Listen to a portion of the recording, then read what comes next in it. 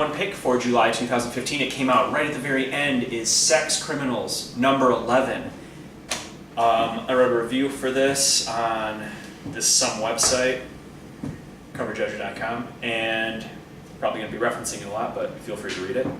This is #11. It's the first of the third arc. You could jump right in, but you'd be really confused. It's called Maname for a good reason.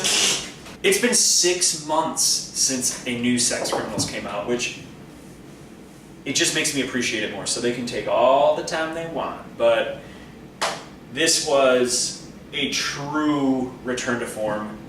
I thought the second arc, at the very beginning at least, was a little lackluster. It was very emotional, but it was lacking that funny, gross sex criminal stuff that the first arc had. And the good covers. Seth hates those damn covers.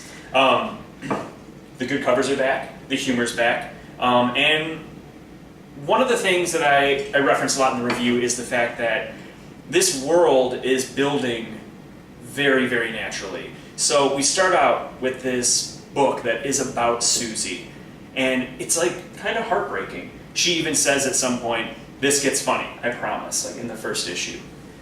Then she meets John, and all of a sudden there's two of them.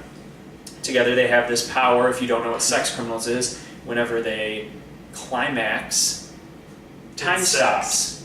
Yeah, using sex to climax, time stops.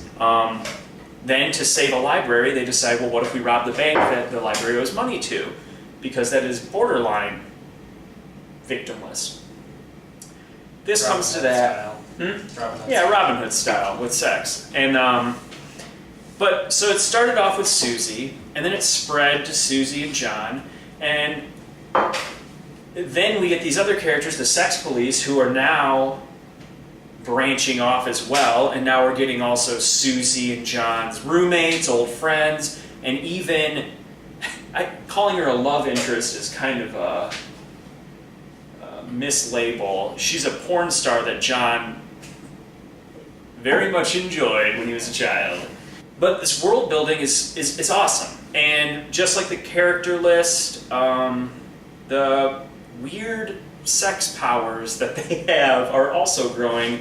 I'm not going to go into any of them, but so John and Susie, and apparently the villain Keagleface and her band of sex police, they can stop time with their powers. But we've now run into two different, very strange, unexplained different powers that are gross and weird and hilarious. It's an understatement to say I'm a fan of Chip Zdarsky's art in this. He just packs it full of jokes. They even at one point, when our character Douglas D. Douglas, who we're learning about, when he goes to an Asian store called That's Amazing, Matt Fraction basically is just writing at you saying, if I would have had a scene inside the store, Chip would have filled it with things that were just stupid and funny, and he basically would have wasted all his time trying to make this scene so funny that all of us couldn't even handle it. So I skipped it. This book was great. I can't get enough of it. And for the third arc, they are having a guest artist come in and make a not safe for work cover that is coming in like one of those envelope poly bags that your dad's penthouses come in. I'm not going to show it to you because, it's not that bad. It's pretty funny though. Yeah. You should just go buy it. Who's also, the artist? This is Brian Leah O'Malley. Also, what's kind of cool is the normal issues. Big print there. The normal issues come in polybags too, because a certain percentage of them, Chip Zdarsky and Matt Fraction actually go to the printing of and just draw on the covers, and there's a chance that you could get one.